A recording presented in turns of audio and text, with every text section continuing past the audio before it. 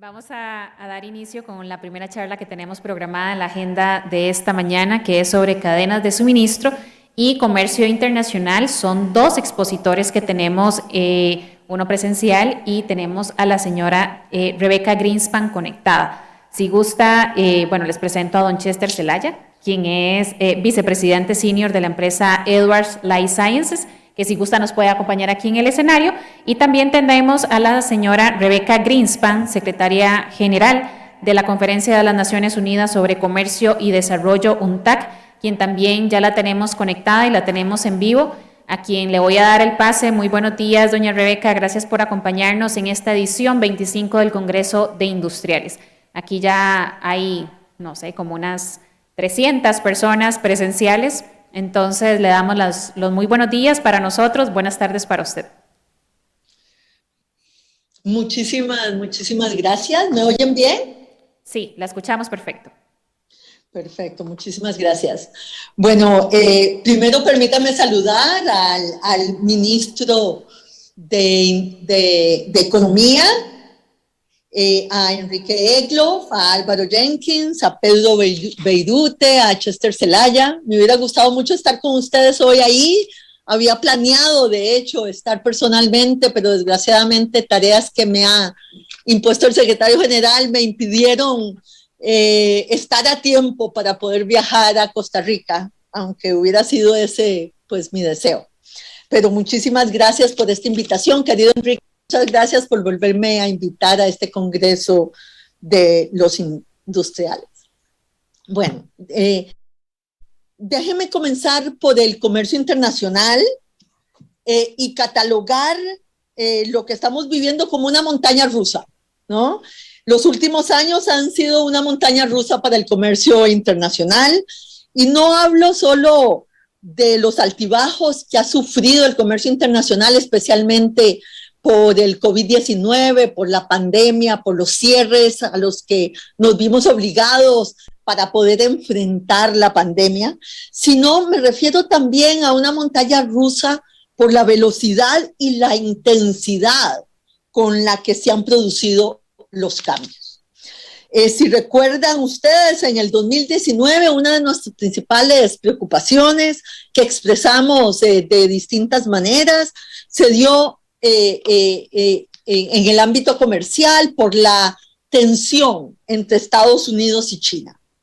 Y estas tensiones alimentaron la incertidumbre política, produjeron incrementos de aranceles, especialmente entre China y Estados Unidos, y llevaron al comercio internacional en el 2019 a una de las tasas de crecimiento más bajas que habíamos tenido en esa década.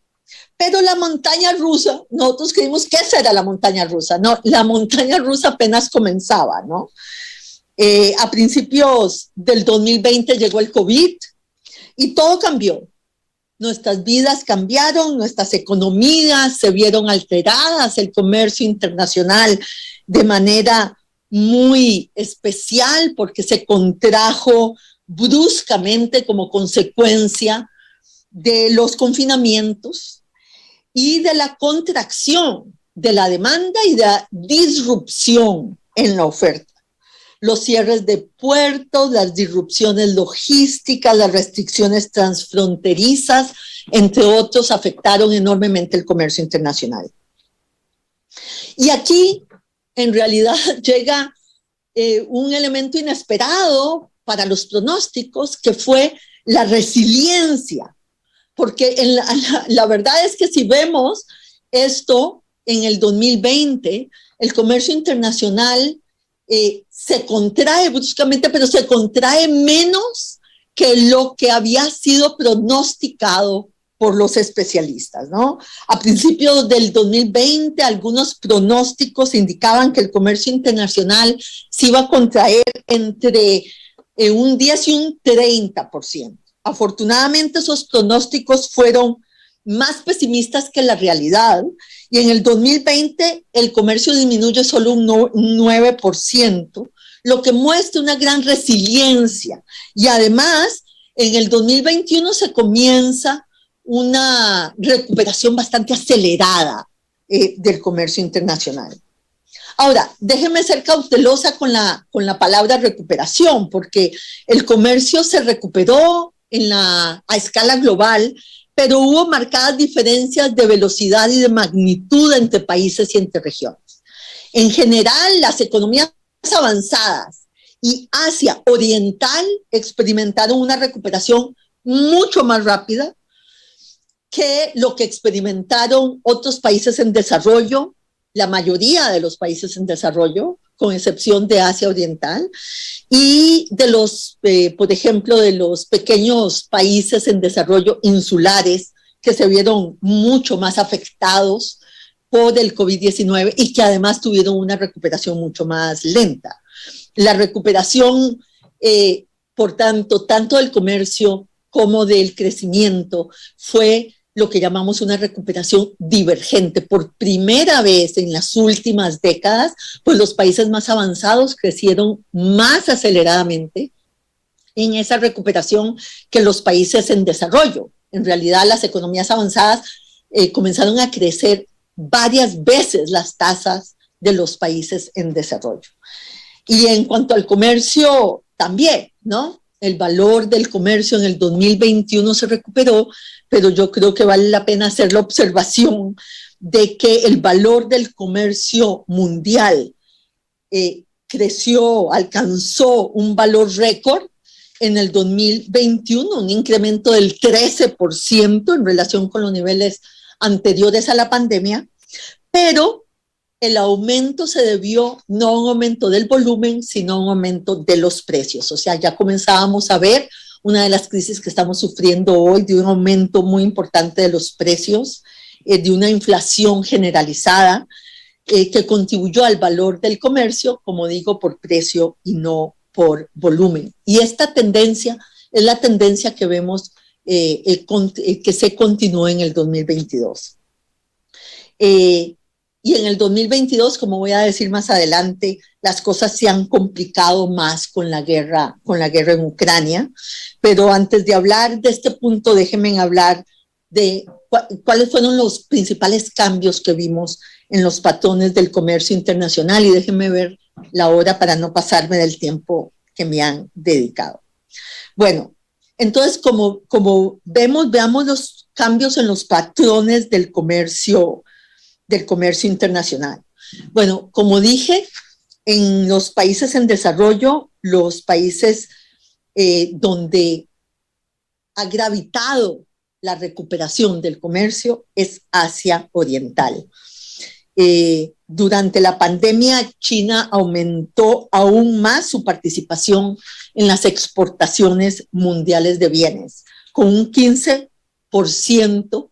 Es ahora, representa un 15%, es ahora el titán comercial indiscutible del mundo. Además, los países de Asia Oriental han seguido integrando sus economías, y esto es importante, ya que uno de los aspectos más interesantes que vimos durante la pandemia es que el comercio que se dio en el marco de acuerdos comerciales fue más resistente durante la pandemia que el comercio que se daba fuera de acuerdos comerciales. Por eso es tan importante lo que mencionaron todos ustedes, lo mencionó Enrique Egloff, Pedro Beirute, el ministro Gamboa, mencionaron la importancia de seguir avanzando en la integración o ser parte de acuerdos de integración. Por eso la Alianza del Pacífico y el paso que se está dando hacia la Alianza del Pacífico puede ser tan importante. Esto lo hemos visto nosotros durante todo este periodo de la pandemia, una mayor resiliencia de los acuerdos comerciales y han protegido mucho más las economías y el comercio que lo que se da fuera de los acuerdos comerciales. También a principios del 2022 entró en vigor en Asia la Asociación Económica Integral Regional, lo que se conoce como the Regional Comprehensive Economic Partnership, y en términos de tamaño económico, para que ustedes lo tengan presente, este acuerdo es ahora el mayor bloque comercial en el mundo, porque representa el 30% del Producto Interno Bruto mundial, mayor que el acuerdo entre Estados Unidos, México y Canadá, que representa el 28%, o el de la Unión Europea, que representa el 18% del PIB mundial. Ahora, como pueden ver de nuevo, Asia Oriental está en camino de seguir siendo el centro de gravedad del comercio mundial. ¿Qué fue lo que fue más afectado durante este periodo? Pues el comercio de servicios, eso lo saben ustedes mejor que yo, saben lo desastroso que fue el año 2020 para el turismo internacional, lo fue igualmente para Costa Rica, ¿no? El comercio de servicios en Costa Rica experimentó una caída muy importante en el 20. Eso fue así para todo el mundo, ¿no? Con una recuperación en el 21, pero donde todavía estamos por detrás de lo que teníamos antes de la pandemia. También tenemos que decir que los acuerdos comerciales han demostrado mejorar la resistencia a las recesiones económicas. Un trabajo reciente de la UNCTAD muestra que durante la pandemia el comercio dentro de los acuerdos regionales disminuyó significativamente menos que el comercio sin acuerdos, como dije yo anteriormente. Entonces, déjeme con este panorama y antes de entrar al corto plazo, que es la guerra en Ucrania, a lo que le voy a dedicar solo unos minutos. ¿Cuál es nuestra visión desde la UNCTAD de lo que podemos esperar en el comercio hacia adelante? Bueno, yo diría que nosotros vemos un comercio más regional a largo plazo, un comercio más regional, cadenas de valor más cortas y más diversificadas. Nosotros no vemos menos globalización, vemos desglobalización, como se ha dicho, lo que vemos es reglobalización, una globalización distinta, patrones en este sentido que van a cambiar con el tiempo a largo plazo. Y una de las cosas que obviamente más va a cambiar es el tema de las cadenas globales de valor. Entonces, permítanme referirme a eso en breve y decir la importancia que esto tiene para Costa Rica, dado el grado de integración que tiene Costa Rica con estas redes. Y lo mencionó Pedro Beirute rápidamente, hablamos del reshoring, hablamos del nearshoring, pero ¿cuál tendencia va a ser más importante? Si el nearshoring o el reshoring, todavía no lo sabemos. Y eso va a depender de lo que cada uno de los países haga. El modelo de producción global basado en proveedores lejanos que operan en un modelo de entrega justo a tiempo parece inadecuado frente a las interrupciones que vimos en el COVID-19. Sin embargo, a medida que la pandemia se fue extendiendo, las operaciones de las cadenas de valor se adaptaron a los nuevos retos. Muchas redes de producción han mostrado más resistencia de la que se decía al principio, ¿no? Y de este resultado se debe también a lo que hicieron los gobiernos para apoyar a las empresas. Otra razón es que las empresas de una red tienen fuertes incentivos para apoyarse mutuamente en tiempos de crisis. Por tanto, lo que nosotros vemos también es que la reestructuración que vemos hacia futuro se ajusta a las tendencias de largo plazo de las que hablábamos antes, impulsadas por los cambios tecnológicos, la robotización, la automatización y la digitalización. Es cierto que hay un aumento del proteccionismo, que hay una regionalización que vemos como importante y todo el tema de cambio climático y del desarrollo sostenible son también elementos que van a afectar el largo plazo, pero el nearshoring o el reshoring va a depender de cómo los países se adapten a estos cambios tecnológicos, incluyendo, y déjeme decirlo de esta manera, incluyendo todo lo que tiene que ver con logística e infraestructura. La digitalización en la logística y la infraestructura será un elemento fundamental de las tendencias o de lo que puedan hacer los países para aprovechar las oportunidades de las tendencias que estamos viendo. Y Costa Rica es un país que tiene muchas posibilidades para recolocarse dentro de esta perspectiva, porque la eficiencia global y la reducción de costos vía aumentos de productividad, no de bajos salarios, parecen seguir siendo el objetivo clave de las empresas mundiales. Y esto incluye, como decía antes, la reducción de costos en la infraestructura logística. Lo de las tensiones geopolíticas y lo que ahora se llama friendshoring va a jugar un papel. Habrá que ver cuán importante vaya a ser ese papel en el futuro, pero eso es una cosa que también beneficia a países como Costa Rica, como bien se dijo antes. Déjenme solo unos minutos para comentarles sobre lo que estamos viendo ahora a corto plazo, muy rápidamente en tweets, porque ya no queda mucho tiempo, pero déjeme tal vez decir, volviendo a la analogía de la montaña rusa, que en el 2022 todos esperábamos seguir con la recuperación del 2021, nos daba esperanza, nos daba optimismo, y se vino pues la guerra en Ucrania.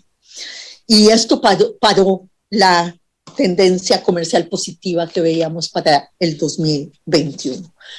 Las razones, rápidamente, son las todas conocidas. La inflación, los tipos de interés y los costos comerciales se han ido para arriba. La inflación motivada en nuestros países por una inflación importada, por el aumento del precio de los alimentos y de la energía a nivel internacional. El índice de precios de los alimentos de la FAO llegó al indicador más alto que hemos visto desde que ese indicador se calcula, mucho más alto que en el 2008-2009, que generó la crisis de alimentos en el 2011. O sea que estábamos en un momento realmente difícil para el comercio internacional y para la economía internacional. Como ustedes saben, me ha tocado coordinar la fuerza de tarea que puso el secretario general de Naciones Unidas para lo que él llamó el Global Crisis Response Group, que fue el grupo de respuesta a esta crisis generada en los países en desarrollo por la guerra en Ucrania, con 3 grupos de trabajo en finanzas, en alimentos y fertilizantes y en energía. Hicimos 3 documentos que hemos sacado a la luz pública y en lo que nosotros llamamos la crisis de costo de vida más importante que hemos tenido en una generación. Y a esto es que ha dedicado el secretario general su esfuerzo para tratar de impactar los mercados internacionales, abriendo de nuevo el comercio de alimentos que vienen de Ucrania, que estaban cerrados por la guerra, abriendo el tráfico marítimo en el Mar Negro y negociando también la facilitación del comercio, dada la estructura de las sanciones que han sido impuestas sobre Rusia por la guerra en Ucrania, pero tratando de que la excepción que se ha hecho en esas sanciones para los fertilizantes y los alimentos se haga concreta, se haga realidad para facilitar otra vez la transacción de alimentos y fertilizantes en el mercado internacional. Estos esfuerzos, como ustedes saben, llevaron a 2 acuerdos, uno para la apertura del Mar Negro y otro para la facilitación del comercio con Rusia, que son las negociaciones en las que yo he estado involucrada. De hecho, cuando se firmó el acuerdo, efectivamente el indicador de precios de la FAO bajó en casi un 9%, que es la mayor baja que hemos experimentado desde el 2008. Esto nos llena de esperanza, pero desgraciadamente los países en desarrollo todavía no sienten este alivio en los precios internacionales, principalmente porque la fortaleza del dólar hace que los precios internos todavía en la mayoría de los países sigan siendo muy altos por las devaluaciones que han ocurrido en muchos de los países en desarrollo, y también por la salida de capital que se ha dado en muchas economías, dada el aumento que se ha dado en las tasas de interés, especialmente en Estados Unidos. Para que ustedes tengan una idea, la salida de capitales que se experimentó por las altas tasas de interés fue alrededor de 250 billones de dólares, que es todo lo que recibió el mundo en desarrollo con la emisión de derechos especiales de giro que hizo el Fondo Monetario Internacional el año pasado, y que fue tan importante. Por eso es que nosotros decimos que las soluciones a nivel internacional tienen que incluir el tema de alimentos, pero también tienen que incluir el tema de fertilizantes, que nos preocupa mucho para la próxima cosecha, y tiene que incluir los arreglos financieros y el apoyo financiero que debemos recibir del Fondo Monetario Internacional y del Banco Mundial para que los países puedan enfrentar los retos que esta nueva situación propone. Déjenme terminar nada más diciendo que nosotros seguimos trabajando en esa dirección, que hay propuestas muy concretas que llevaremos al otoño a las reuniones del Fondo Monetario y del Banco Mundial, pero que nuevamente los países que también puedan aprovechar las oportunidades y salir fortalecidos de estas crisis en cascada que ha vivido el mundo en desarrollo son los países que, como Costa Rica, tengan una visión de largo plazo, tengan una política estable y persistente, los países que busquen en la integración, no una integración cerrada, sino una integración abierta, donde los acuerdos comerciales y los acuerdos de integración y la regionalización que se busca sea una regionalización abierta para participar mejor en las cadenas de valor y no para aislarse del mundo en un proceso de desglobalización que no es lo que nosotros estamos viendo en estos momentos. Así que mi esperanza en mi país, que nuevamente se puede poner a la vanguardia, aprovechar estas oportunidades junto con el sector privado, junto con el diálogo que es posible para llevar todos estos cambios hacia adelante. Estas sinergias, este diálogo constructivo nos han hecho exitosos en el pasado. El salto cualitativo que debemos dar ahora exige de todos nosotros un esfuerzo fenomenal. Este es un mundo complejo que seguirá siendo complejo en muchos de los meses por venir, pero donde si aprovechamos la oportunidad de nuestra capacidad de adaptación, de nuestra inversión en innovación, en ciencia y tecnología, en digitalización, si seguimos con el dinamismo de un sector empresarial que apuesta por el país, si tenemos el apoyo de las instituciones que el país ha construido a lo largo de estos años y que son ejemplo en el mundo, como lo es Procomer, como lo es el Ministerio también de Comercio y de Negociación en Costa Rica, pues yo veo que las oportunidades para nuestro país se van a abrir, no se van a cerrar, depende de nosotros poder aprovecharlas. Así que cierro con la frase de don Jorge Manuel Dengo, que siempre repito, que no se nos olvide que el corto y el largo plazo comienzan al mismo tiempo. Mucho éxito en sus deliberaciones y en este camino de Costa Rica hacia la mejora de la competitividad y la generación de empleo. Muchas gracias.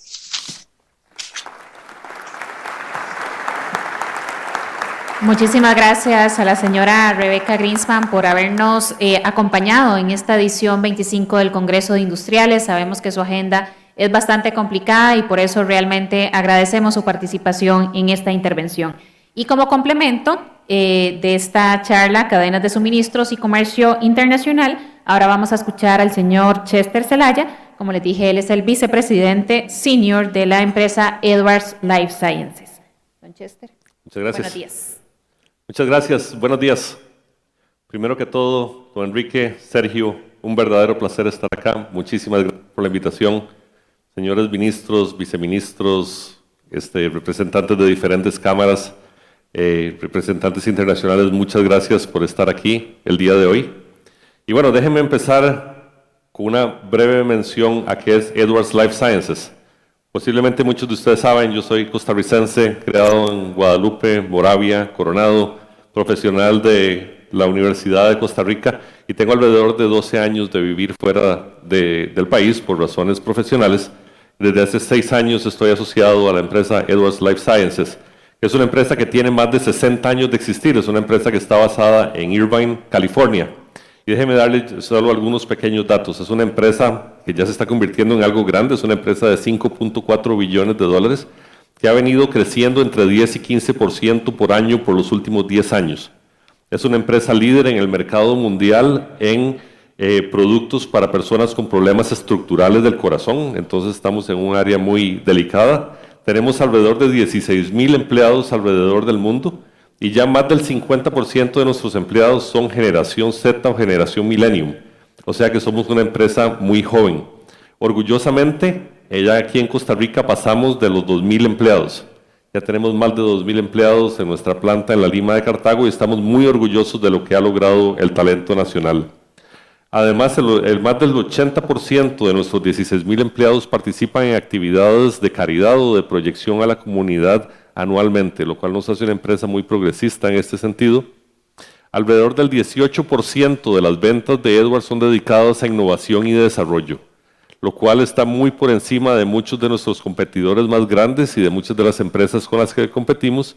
Y entonces no es sorpresa que más del 95% de nuestros productos a nivel mundial son número 1 en el mercado, aunque estamos compitiendo con empresas mucho más grandes. Además, algo que nos compete a nosotros los industriales, tenemos 7 plantas de manufactura distribuidas alrededor del mundo. Una de ellas, posiblemente una de mis preferidas, como saben, por supuesto, nuestra planta de la Lima en Cartago. Ok, entonces déjenme pasar al siguiente tema. Cuando hablamos de cadenas de valor y hablamos de comercio internacional, no podemos dejar el tema de lado de la globalización. Y buscando para esta presentación me encontré esta frase tan interesante que dice que las cadenas de suministro son las fibras que en las pasadas décadas han tejido la tela de la globalización. Hablamos de globalización en muy diferentes formas, ¿verdad? Pero creo que ese es un reconocimiento de lo que todos los que estamos aquí hacemos a través de las cadenas de suministro, son esas fibras que han permitido y que han construido la tela de la globalización. Ahora, completamente alineado con lo que Pedro dijo antes, con lo que doña Rebeca acaba de indicar, para aquellos que no recibieron, como dicen el memo, ¿verdad? Para aquellos que no recibieron el email, nuestro mundo ha cambiado y ha cambiado aceleradamente en los últimos 2 o 3 años, ¿verdad? Y no voy a repetir porque ya Pedro y doña Rebeca describieron muchos de estos factores que han incidido en los últimos años y que no solo fue uno tras otro, sino al mismo tiempo varios de ellos, ¿verdad? Lo cual hace nuestra situación aún más complicada. Sin embargo, ¿qué ha significado esto para nosotros? Los industriales, los que estamos en operaciones, los que producimos bienes y también los que producen servicios, ¿verdad? Lo primero es que nos han sacado de nuestra zona de confort. Nosotros estábamos llegando a niveles de mucha complacencia, ¿verdad? Donde sabíamos que si esperábamos un embarque a las 8 de la mañana, iba a llegar a las 8 de la mañana, aunque fuera un avión, un barco que venía de larga distancia. Déjenme decirles, nosotros en Edwards tenemos un producto que recibimos de Australia, que solo podemos esperar 96 horas desde el momento en que ese producto es procesado y lo recibimos en California. Imagínense cuando nos dijeron que Australia estaba cerrando sus barreras y que no había vuelos de Australia hacia los Estados Unidos. La carrera que tuvieron que pegarse nuestro personal de logística fue algo impresionante. Y como este tema, estoy seguro que cada uno de ustedes tiene ejemplos donde lo que nosotros conocíamos ya no es válido. Y eso nos lleva al otro punto, y es que muchos de los principios bajo los cuales construimos nuestras cadenas de valor y muchos de los paradigmas que nosotros mismos creamos alrededor de cadenas de valor han cambiado. Para los que llevamos 5, 10, 20, 30 años en este campo, ¿verdad? Nos cambiaron, nos movieron el queso, como dicen, ¿verdad? Y entonces hemos tenido que ajustarnos a todo lo que está sucediendo. Lo que sí es interesante es que a nivel mundial se ha dado una nueva perspectiva de la importancia estratégica de las cadenas de suministro. Nunca antes, yo creo que desde hace un año, ¿verdad? El tema de supply chain o el tema de cadenas de suministro ha sido uno de los temas que he estado en Twitter y que he estado en social media, ¿verdad? Porque todo el mundo habla desde gobiernos hasta CEOs, hasta CFOs en diferentes partes del mundo, de la importancia y de cómo está ligado el éxito que ellos han tenido para sobrellevar estas crisis a lo que sus áreas de operaciones, a sus áreas de supply chain han logrado para contribuir al éxito de las empresas. Ahora, presentamos las noticias difíciles, ¿verdad? Todo lo que hemos estado viviendo. Sin embargo, las buenas noticias, y todos lo sabemos, es que los grandes retos también traen grandes oportunidades, pero tenemos que estar listos para tomar ventaja de esas grandes oportunidades.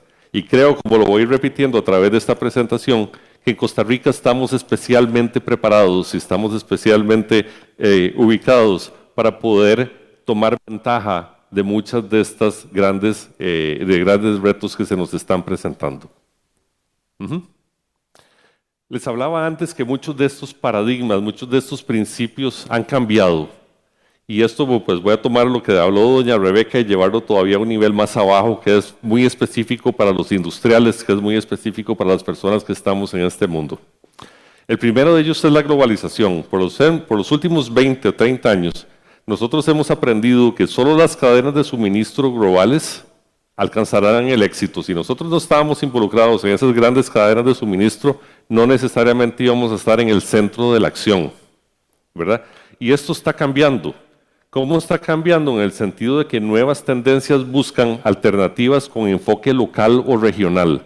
Y ahí nosotros, que somos un país muy pequeño, nos podemos beneficiar enormemente, porque ya no solo van a ser los grandes jugadores, ¿verdad? Los grandes participantes en esa esfera, sino que países más pequeños, economías más pequeñas, van a tener la oportunidad de ser actores más importantes. Déjenme compartir algunos números. Esto lo tomé de una encuesta muy interesante que hizo la compañía Gartner, que es una de las empresas más grandes en investigación en temas relacionados con operaciones y con supply chain. Se le preguntó alrededor de 1.400 profesionales en el mundo de supply chain, ¿verdad?, sobre diferentes preguntas. Y déjenme darles algunos de los resultados. El 78% de las personas preguntadas dijeron que habría una reducción en las cadenas de suministro globales. Imagínense, es un número muy significativo, esto en los próximos 2 años. Además, estas personas responden, un 61% de estas personas respondieron que iba a haber una reducción en el offshoring, o sea, mandando producción lejos de los lugares donde los productos son consumidos. Además, un 56% espera que vaya a haber un incremento en las restricciones al comercio internacional. Esto sobre todo por las tensiones entre las grandes potencias a nivel mundial. Y un 86% de los que respondieron a esta encuesta indicaron que la transferencia de bienes y la relocalización de productos entre sus plantas, entre diferentes geografías, iba a continuar, ¿verdad? Entonces nosotros en Costa Rica, donde la presencia de inversión extranjera ha continuado creciendo, representa una gran oportunidad para nosotros lograr atraer parte de todo ese mundo que se está dando y toda esa transferencia de bienes que se va a dar en los próximos años. El paradigma número 2, la eficiencia de las cadenas de suministros es el objetivo primordial. Y ustedes saben que siempre ha sido así, ¿verdad? Buscamos reducir costos, buscamos tratar de hacer las cosas más rápidas de una manera que nos permita ser más competitivos, ¿verdad? Muchas veces a través de los costos que las cadenas de valor puedan crear. Sin embargo, esta eficiencia, o el concepto de la eficiencia, y sobre todo en los últimos 2 años, ha evolucionado muy rápidamente. Y ya no va a ser únicamente importante que las cadenas de valor sean eficientes, sino también que sean ágiles y que sean resilientes. Déjenme decirles una cosa muy interesante. Yo me fui del país hace 12 años. Antes de que yo me fuera, yo nunca había oído la palabra resiliencia. Y cada vez que vengo aquí al país, escucho más y más gente utilizando esa palabra. Entonces digo yo, bueno, voy a averiguar del concepto y voy a incluirla, porque no encontré otra palabra después de buscar que tal vez tuviera un mejor significado de lo que queríamos, queríamos explicar. Pero me disculpan si la uso incorrectamente porque es nueva para mí en mi vocabulario. Pero bueno, siguiendo con la encuesta de Gartner, alrededor de 89% de los que respondieron a esta encuesta dijeron que las empresas van a trabajar en hacer sus cadenas de valor más resilientes y más ágiles. Y eso va a conllevar cambios en la forma en que las cadenas de valor están estructuradas a nivel mundial. Además, el 86% de los que respondieron van a trabajar en segmentar sus cadenas de suministro. ¿Cómo segmentar? Bueno, pueden ser segmentadas por producto, pueden ser segmentadas por región, pueden ser segmentadas por, de algunas otras formas. En nuestro caso, por ejemplo, en Edwards, nosotros tenemos presencia en las Américas, tenemos presencia en Europa y tenemos presencia en Asia. ¿Okay? Sin embargo, las dos nuevas plantas que esperamos construir en los próximos 5 años, una de ellas va a estar en Europa, una de ellas va a estar en Asia, y esto porque va a complementar el mercado regional de la segmentación de nuestra cadena de valor, de tal manera que cada una de las plantas pueda surtir a la región en la cual está ubicada, olvidándonos un poco de que vamos a estar transfiriendo productos de un continente a otro solo por el hecho de tratar de llegar a esos clientes. Algo importante también y que se va a convertir algo importante si ustedes posiblemente ya lo están viviendo, la administración de la capacidad y la redundancia va a ser más importante. ¿Cuál era otro de los paradigmas con los que hemos estado viviendo? El exceso de capacidad no es bueno. Tenemos que tener la mínima capacidad disponible y tenemos que mantener altos niveles de ocupación de nuestras operaciones. Eso está cambiando, porque eso no nos permite reaccionar fácilmente y rápidamente a los cambios en demanda de nuestros clientes. En nuestro caso, por ejemplo, en Edwards, nosotros tenemos un principio que siempre tenemos un 30% de capacidad disponible en nuestras operaciones. No quiere decir que vamos a tener personas sentadas haciendo nada, pero lo que tenemos es infraestructura y tenemos la posibilidad de que si en un momento la variación en nuestra demanda sube, nosotros tenemos un 30% dentro de un plazo razonable para poder hacer eso.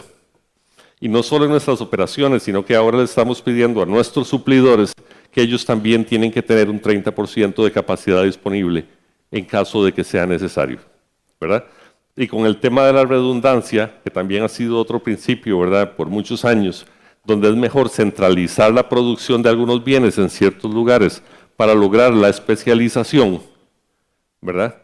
Eso ha cambiado y ahora lo que se va a tratar es de haya redundancia en diferentes lugares. En el caso nuestro, por ejemplo, el 80% de nuestros productos, el 80% de los productos que generan nuestras ganancias pueden ser producidos en al menos 3 plantas al mismo tiempo, con la posibilidad de intercambiar en cualquier parte del mundo el suministro de estos productos.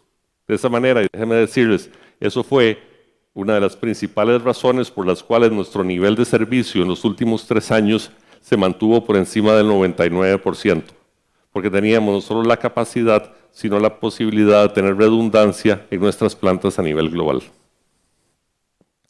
El paradigma número 3 va relacionado tal vez un poquito con lo anterior y tiene que ver con los inventarios. ¿Cuál ha sido otro paradigma? Los inventarios son costosos, tenemos que tener muy poco inventario. Posiblemente algunos de ustedes han estado en plantas de producción de automóviles, por ejemplo, sobre todo en Estados Unidos o algunas otras partes. Las plantas de Estados Unidos, yo tuve la oportunidad de visitar, he visto Kia en Georgia y he visto Toyota en Lexington, Kentucky, donde el promedio de inventario que ellos tenían de sus materias primas era de 3 horas. ¿Okay?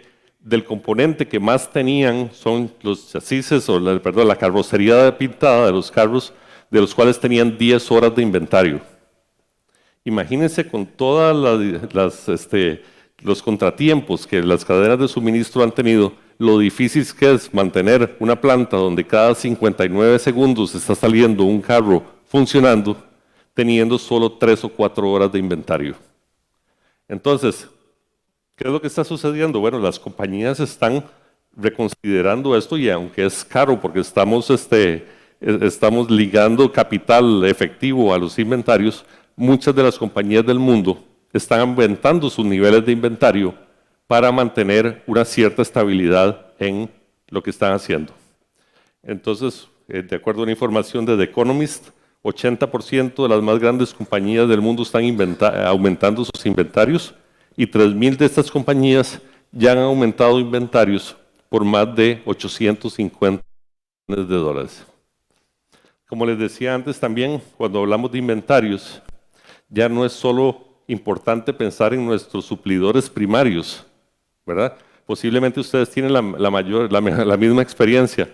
La gran cantidad de veces, mayoría de veces, cuando en Edwards nos hemos visto en problemas porque alguna materia prima no está disponible, no es porque nuestro suplidor primario no lo podía hacer, sino es porque el suplidor del suplidor o el suplidor del suplidor del suplidor tuvo algún problema y no nos permitieron tener las materias primas que necesitábamos. Entonces ya no es necesario solo tener visibilidad sobre los inventarios de nuestros suplidores, sino que tenemos que ir 2 o 3 niveles abajo a estar seguros que ellos también tienen los inventarios que se necesitan. Paradigma número 4, suplidores, y esto no va a ser una sorpresa para ninguno. El paradigma era, reduzcamos la cantidad de inventarios, tengo 400 suplidores, voy a reducir eso a la mitad, voy a cortar el número de suplidores que tengo para tener mejores costos, para tener mejor respuesta. Sin embargo, ese paradigma está cambiando. Ahora lo que estamos logrando, no solo considerar por supuesto que los suplidores son socios fundamentales para el éxito, pero también tenemos que tener en cuenta que las relaciones tienen que mejorar. Tienen que ser verdaderamente socios estratégicos, no solo alguien a quien le compro, a quien le mando una orden de compra cada cierto tiempo. Pueden verlo ahí. La gran mayoría de empresas están pensando no solo en fortalecer estas relaciones, pero además diversificar su base de suplidores, ¿verdad? Y los líderes de la industria se están asociando con múltiples suplidores al mismo tiempo. Y esto, algo importante, a veces asumiendo que el costo no va a ser todo lo bajo que yo esperaba. Las empresas están llegando al punto donde están dispuestos a tener 2 o 3 suplidores, que eso les permite no solo ponerlos a competir en términos de precio, sino también entendiendo que podrían haber disparidades de costos cuando me suplo de diferentes regiones del mundo.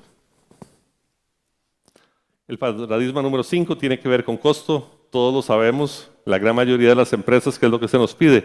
Reduzca el costo cada año, reduzca 2%, reduzca 4%, reduzca 5% el costo de los productos cada año. Bueno, y para eso el costo de las materias primas ha sido algo tal vez más importante que la distancia de donde estoy trayendo esa materia prima o la complejidad que eso trae a mi cadena de suministro. Lo que estamos viendo recientemente es que la simplificación de la cadena de suministro jugará un papel muy importante en todo este campo y que existe mayor apertura para que la forma en que calculamos el costo de los productos haga que consideremos los factores totales y no solo el precio que está en la orden de compra que le voy a mandar a un suplidor. La localización de suplidores. Cada vez va a haber menos anuencia a que nosotros tengamos que traer componentes de China o de Asia, sino que se está buscando la localización de esos suplidores en las regiones donde el producto va a ser manufacturado y ojalá consumido, ¿verdad? Lo cual aquí en Costa Rica nos abre todavía mayores oportunidades para nuestros suplidores o para nuestros clientes, sobre todo con nuestro mercado más grande que es los Estados Unidos. Entonces, ya acercándonos al final, ¿cuáles son las oportunidades que se presentan para Costa Rica? Una de las oportunidades, y estaba hablando ahora con don Enrique y con Sergio hace un rato, ¿verdad?, es la formalización de una estrategia industrial a nivel país, ¿verdad? Pero no solo una estrategia que sea relacionada con la generación de empleo y la competitividad, sino desde el punto de vista estratégico, cómo está usando el país a la industria para fortalecer su posición en el largo plazo. Y es así como vemos como, por ejemplo, países están cambiando sus estrategias.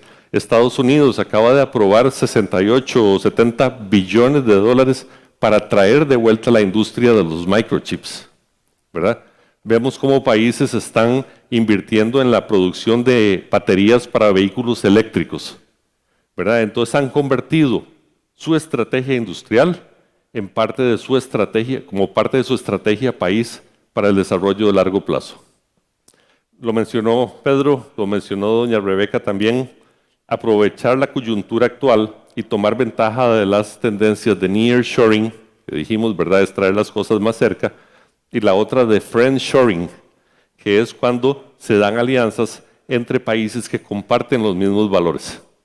Yo no sé si ustedes lo vieron hace un par de semanas y estoy seguro que don Enrique va a hablar más al respecto en algún momento, pero apenas hace 3 semanas firmamos en Washington, tuve la oportunidad de acompañar al grupo, Roberto también estuvo allá, ¿verdad? Donde se firmó el memo de entendimiento entre Costa Rica, Panamá, la República Dominicana, Ecuador como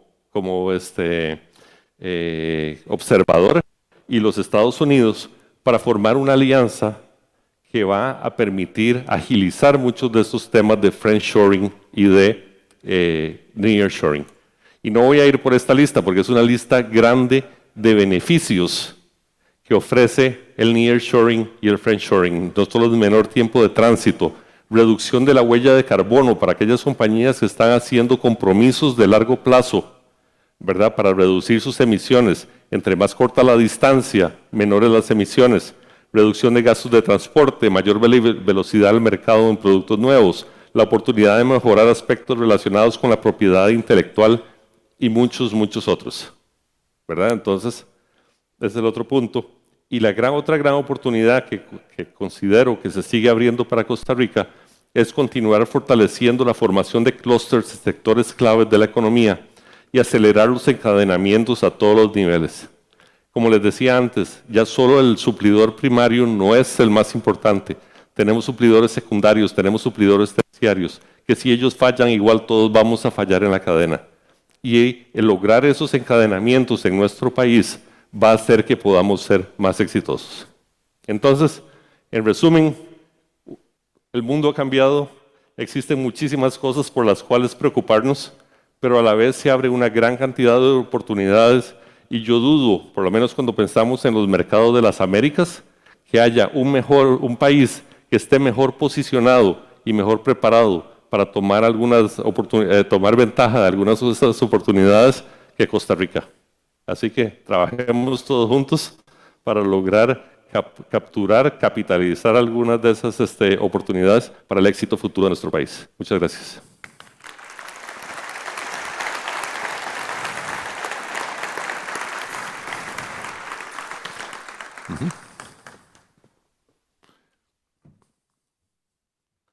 Bueno, creo que muchísimas gracias, don Chester, por esta gran charla y agradecerles también a ustedes por seguir participando y estar conectados en esta edición 25 del Congreso de Industriales.